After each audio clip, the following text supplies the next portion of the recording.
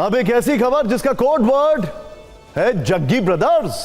ये नाम और इनके कारनामे दोनों इन दिनों काफी ट्रेंड कर रहे हैं। ब्लू स्मार्ट कैब्स, नाम तो सुना ही होगा, वो ब्लू स्मार्ट कैब्स जो उबर का विकल्प बनकर उभरी थी, जहां आपको इलेक्ट्रॉनिक गाड़ियों की सुविधा मिलती थी।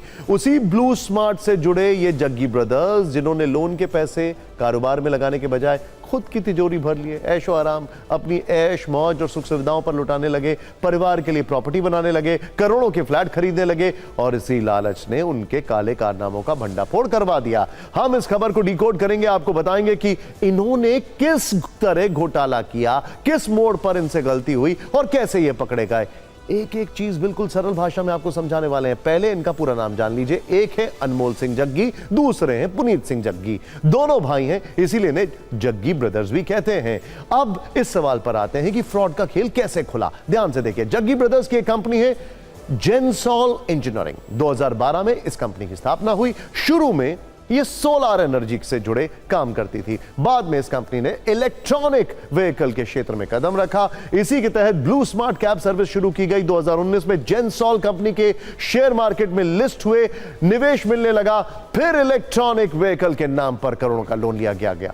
इलेक्ट्रॉनिक अनमोल जग्गी और पुनीत जग्गी ने कुल 978 करोड़ का कर्ज लिया। 2021 से 2024 के बीच ये लोन IREDA और PFC से लिया गया था। इनमें 664 करोड़ रुपए इलेक्ट्रिक व्हीकल्स खरीदने के लिए लिए गए। कुल 6400 EV व्हीकल्स खरीदने का प्लान था। जेनसॉल कंपनी को भी इस खरीद में 20% का कंट्रीब्यूशन अपनी तरफ से करना था। इस तरह कुल 830 करोड़ की गाड़ियां खरीदी जानी थी, जिनका इस्तेमाल ब्लू स्मार्ट के लिए होना था। कंपनी ने फरवरी 2025 में सेबी को यह जानकारी दी कि सिर्फ 4704 इलेक्ट्रॉनिक गाड़ियां जो है वो खरीदी गई, जिसकी कीमत 568 करोड़ है, जबकि 830 करोड़ की गाड़ियां खरीदी जानी थी। इस तरह 262 करोड़ का हिसाब किताब गायब, टकार गए।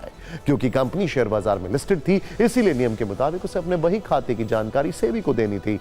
अब सेबी को यह समझ नहीं आ रहा है कि पैसे कहां गए। कंपनी की तरफ से भी कुछ खास स्पष्टीकरण नहीं दिया गया, तो सेबी का माथा ठनका। जैसे भारत के बैंकों पर नजर रखने के लिए RBI है, उसी तरह शेयर मार्केट को रेगुलेट करने के लिए, वहां होने वाली गड़बड़ियों की जांच करने के लिए सेबी है। लोन और निवेश की इतनी बड़ी रकम में हेराफेरी की जांच शुरू की गई।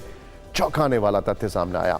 पता चला कि कंपनी और लोन की जिस रकम का हिसाब किताब नहीं मिला है, उसका इस्तेमाल तो जग्गी ब्रदर्स ने अपनी पर्सनल लाइफ के लिए बल्ले बल्ले कर दिया। लोन और निवेशकों के पैसे से गुरुग्राम के सबसे पॉश द कैमेलियाज में 43 करोड़ का आलीशान फ्लैट खरीदा गया। 26 लाख रुपए का गोल्फ सेट खरीदा गया। 66 लाख की UAE करेंसी खरीदी गई।